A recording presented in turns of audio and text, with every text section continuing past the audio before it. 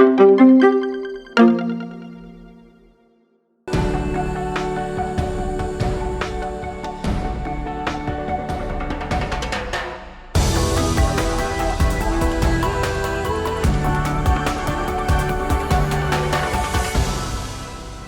Benjamin Sovacool, Professor of Energy Policy at the University of Sussex in the UK and Director of the Centre on Innovation and Energy Demand. And I'm here to talk today about some of the social and behavioural dimensions to energy use in developing countries, especially as they relate to Sustainable Development Goal number 7.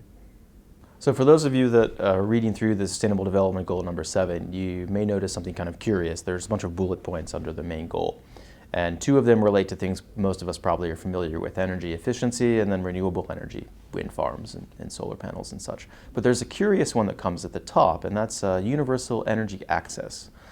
And universal energy access may be odd, some think, because energy is something we take quite for granted in most countries. It's ubiquitous, it's always there.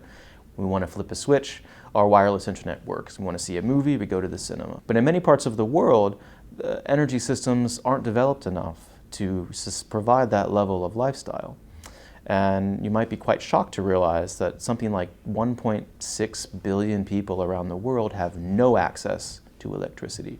And more than twice that depend on wood or coal or solid fuels for cooking, which means they've never used a gas stove, they've never seen a microwave. It also means that many of those people have lifestyles that have basically none of the privileges that you and I watching this video might be used to. And so these lives with no internet, no email, no hot water, no modern amenities, no medical health care, no access to cars are very, very different. And that's why I think this goal of universal energy access might be the most important of them all, because it's about creating a future energy system that is not just sustainable, but also equitable and just.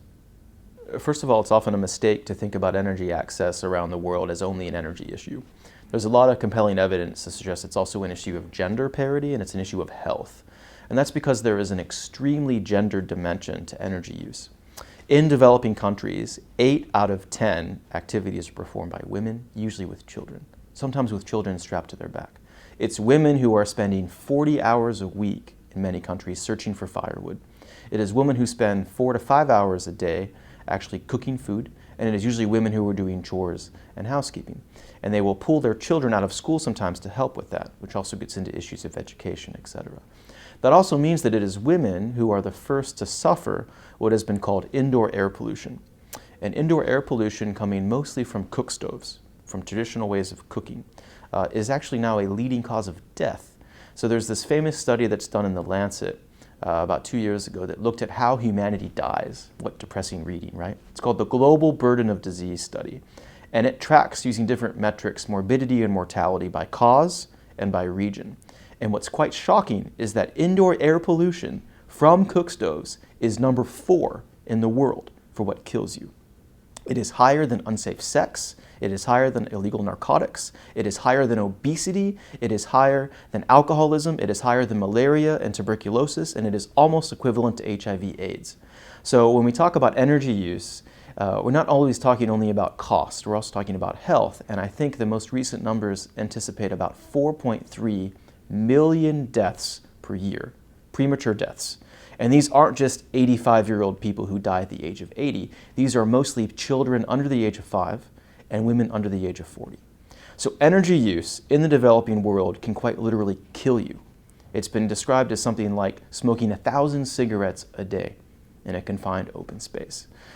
Which also means that energy access interventions have huge health benefits and huge gender benefits that we often don't think about and we don't calculate in the same way when we think about energy prices. When you talk about achieving universal energy access, it's important to break it down by energy services. And so things like electricity do some things, like lighting, education, entertainment, and things like cooking and heating are for other types of services. So each set of technologies provides those different services. And so let's start with electricity. The International Energy Agency thinks that there are 3 separate classes of technological systems that can provide energy access. The first one is the grid, which most of us are familiar with because we have reliable grid access at home. The second one is the opposite. It's off-grid systems, isolated systems that are at your home or maybe a few homes together in a neighborhood. These are things like solar home systems, micro hydro dams, biogas digesters, really, really small scale pico wind turbines that are about the size of a laptop computer. However, there's a third option that's often missed, and that's a kind of middle scale option that are called microgrids or mini grids. And in their projections about universal electricity access by 2030, the International Energy Agency thinks that it's actually all three of those technologies play almost an equal role. They think that the grid will account for about a third of new connections to sustainable energy systems. About a third will tend to be microgrids and mini-grids. And then about a third will be these isolated kind of off-grid household systems. And what you can already start to see is each of these three systems has different marketing profiles, different technological requirements, different investment return ratios, et cetera. And so it's kind of like you have three separate market segments with three separate technological systems operating at the same time. And one of the challenges is that these systems can cannibalize market demand for each other. A home that just paid $1,000 for a really big solar home system isn't going to want to then pay for a grid connection, and vice versa. And there's been some challenges too when politicians will say they're going to extend the grid during an election campaign, and then they don't. And then the communities didn't invest in microgrids or off-grid systems because they thought, oh, the grid is coming. But by and large, I think you can treat all three of those options as kind of distinct, and all of them have equally important roles to play for electricity. For cooking, you're actually dealing with much simpler technologies. Cleaner cookstoves or improved cookstoves. We've moved away from using the word improved because all the people selling stoves said they were improved even if they weren't. And so the World Health Organization has some guidelines now about in terms of pollution and heat ratios and quality of cooking. Systems have to meet before they can be classified as clean. But basically you're dealing with stoves. Stoves that have chimneys, stoves that are made of better materials, some stoves that may use a small amount of electricity to actually start the combustion process, and stoves that just cook a lot more efficiently. And so those types of devices cost sometimes $8, $10, $15. They're very cheap. Unlike a solar home system, which is $100, a micro hydro dam, which is $20,000, a microgrid, which is $200,000, or a grid, which is $2 billion. So you can already see that the turnover for cook stoves and cleaner forms of cooking can be much faster than these other capital-intensive things like the grid. So I think legitimately, given the health concerns and the great disparity in access to cleaner forms of cooking, like I said, twice as many people depend on unhealthy forms of cooking than lack electricity access. There's been a huge push in the engineering and technical community to make better cookstoves.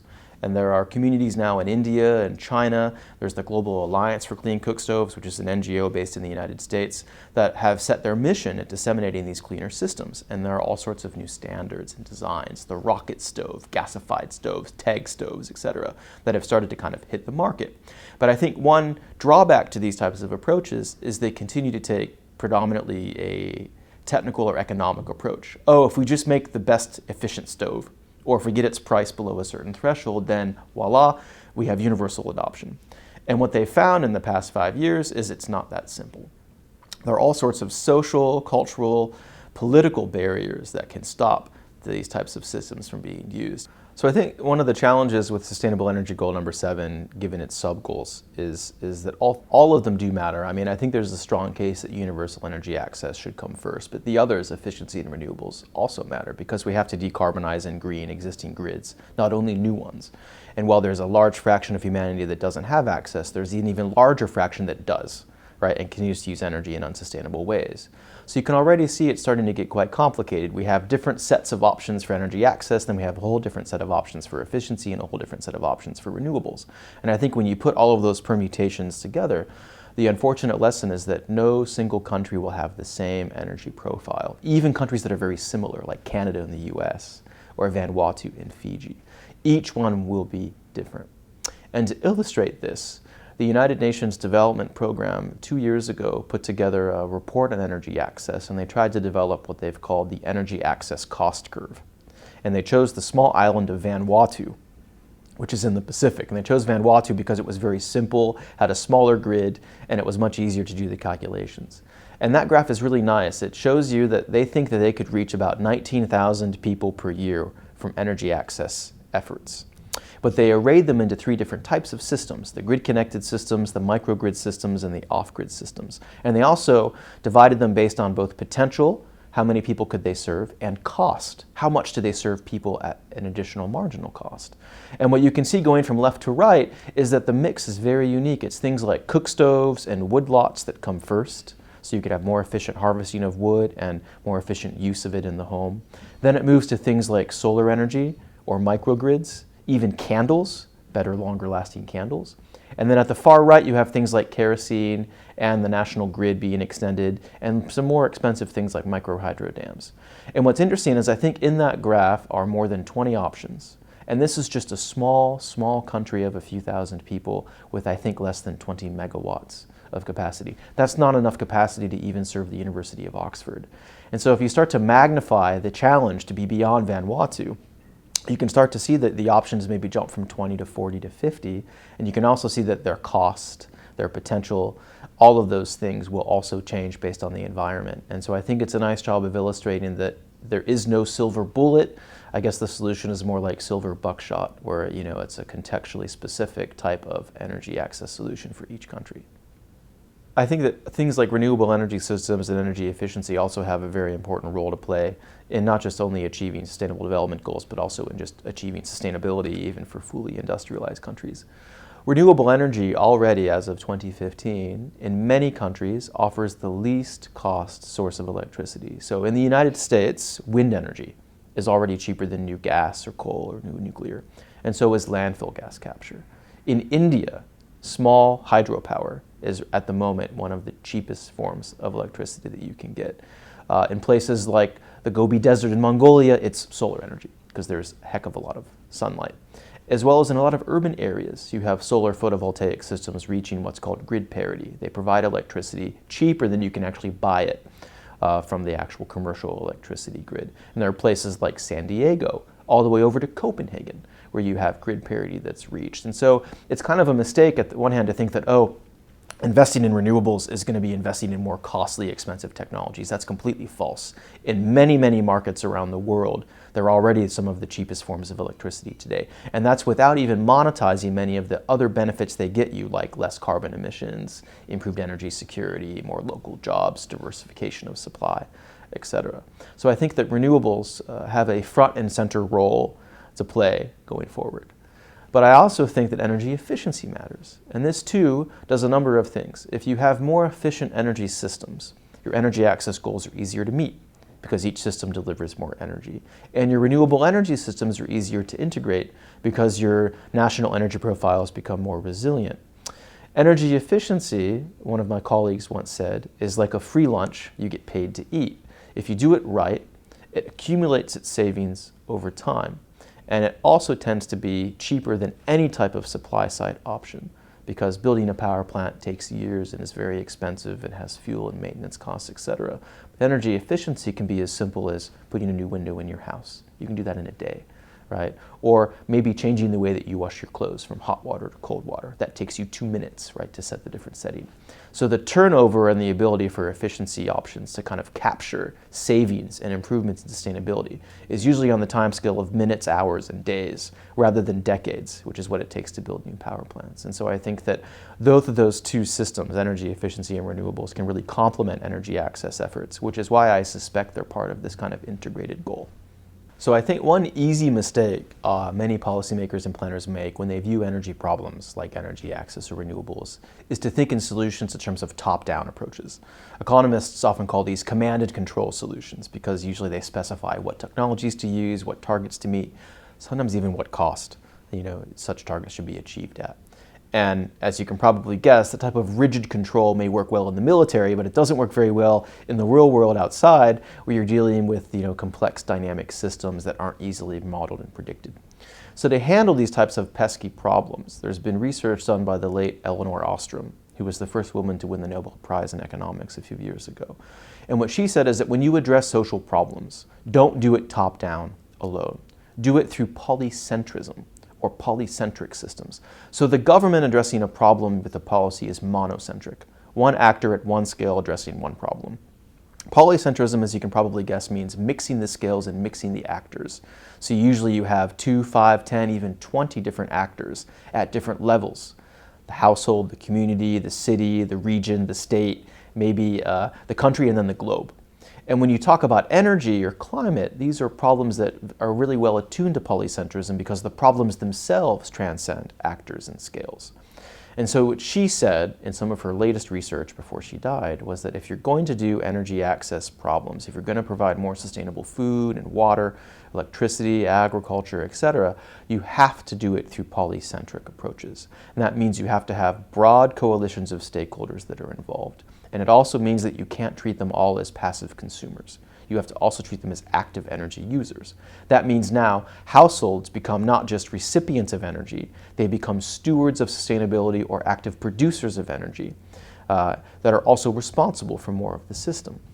And as you can imagine, such polycentric thinking, because it's more inclusive and accountable, can often be more effective in terms of cost, in terms of achieving targets. But it also erodes the business markets of conventional energy companies because they're giving up domain and control over the energy system. As one electric utility chairperson said a few years ago, it's like new customers, no sales, because they're all producing their own energy. But I think Eleanor was onto something in that these types of polycentric approaches may be more lasting, durable, and effective than our kind of old school government approaches which we've been relying on for the past few hundred years. What does all of this mean for sustainable energy goal number 7? I think if there's one lesson, it is we have to reframe it. Is there a legitimate role for engineering and science and economics? Yes, of course, and we should continue to build and design better energy systems that are cleaner, cheaper, more sustainable, etc., especially better cookstoves and better renewable sources of energy. We need to be concerned about the affordability of energy services for the poor and vulnerable. But that's only a piece of the puzzle. I think we also have to think about how this issue is also an issue of politics, an issue of justice, an issue of social lifestyles and preferences and behavior. And I think in that regard, it means reframing the issue so that we don't just see some atmospheric scientist in a lab coat talking about the climate change impacts of energy access and insecurity. We don't just see an economist talking about price profiles and markets. We also see a grandmother talking about how it's an issue of equity for her grandchildren and future generations. We see mothers talking about how it's an issue of fairness to their children who are choking down soot and fumes every day. It's an issue of politics for the disenfranchised and marginalized, for indigenous people, for others who've been relocated for energy projects. And it's also an issue about what type of society we want in the future, an issue of choice and lifestyle and psychology.